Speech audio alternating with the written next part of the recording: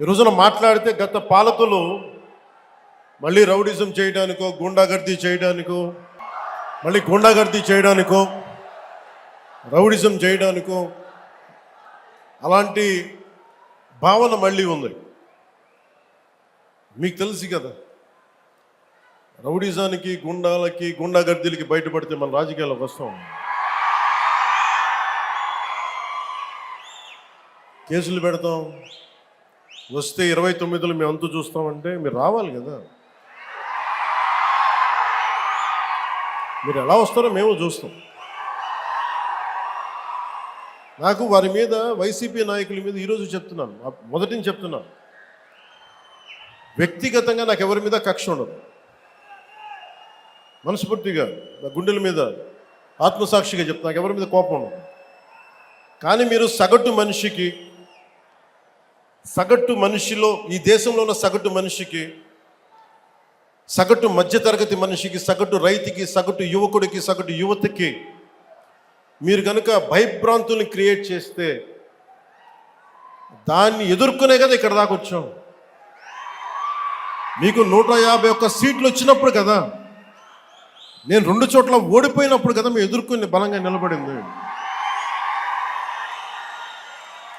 అంటే గుండెల్లో ఎంత దమ్ము ఉండాలి, రక్తంలో ఎంత వేడి ఉండాలి మీలాంటి వాళ్ళు తట్టుకోవాలంటే. నాకు తెలిసిన సినిమాల నుంచి వచ్చినవాడిని, సినిమాలో డైలాగులు చెప్పను నేను. కుత్తుకలు కోసేస్తాం, మిడకాయలు కోసేస్తాం అంటే కోయడానికి మేమేమన్నా చొక్కా ఇప్పి చూపిస్తామా?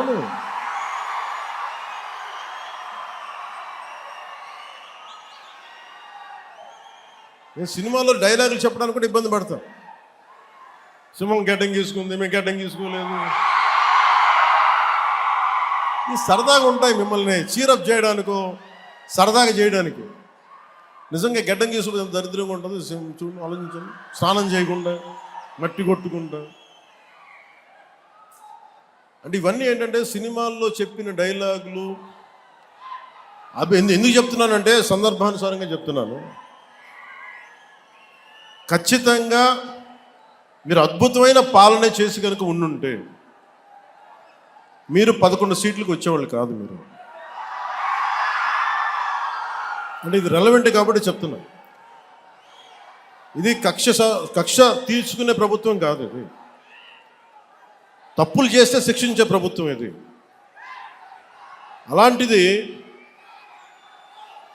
అంటే ఇది ఎందుకు చెప్తున్నానంటే మీకు, అంటే మీరు అరుపులు అరుచుకుంటూ వెళ్ళిపోతున్నారు, వాళ్ళేమో బెదిరిస్తామన్నారు, కోస్తామంటున్నారు. మళ్ళీ మీ ఎర్ర జెండా శక్తి తెలియదు వాళ్ళకి. మీ గుండెల్లో ఉన్న ఆ వేడి రక్తం గురించి తెలియదు వాళ్ళకి. అంటే కడుపు కాలి ఉన్నవాడికి కష్టపడి పనిచేద్దాం అనుకున్నా మళ్ళీ తిరిగి కోపం తెప్పించుకోండి. పని చేసుకుని తల ఉంచుకొని పని చేసుకుంటూ వెళ్ళిపోతున్నాం. నిజంగా 11 సీట్లు వచ్చిన ఆ పార్టీగా మేము గౌరవిస్తున్నాం. ఈ ప్రభుత్వం గౌరవ ముఖ్యమంత్రి శ్రీ నారా చంద్రబాబు నాయుడు గారి నాయకత్వంలో ఉన్న ఎన్డీఏ కూటమి నడుపుతున్న ఈ ప్రభుత్వంలో తప్పులుంటే ఖచ్చితంగా చెప్పండి. ఖచ్చితంగా చెప్తే మేము సరిదిద్దుకుంటాం, లేదా వివరణ ఇస్తాం. అంతేగాని మేము కుత్తుకులు కోసేస్తాం, రంపాలు తెస్తాం, రంపాలు పెట్టి కుత్తుకులు కోస్తామంటే మీకు తెలుసు కదా, అలాంటి వాటికి తాటాకి చప్పుళ్ళకి మేము భయపడం.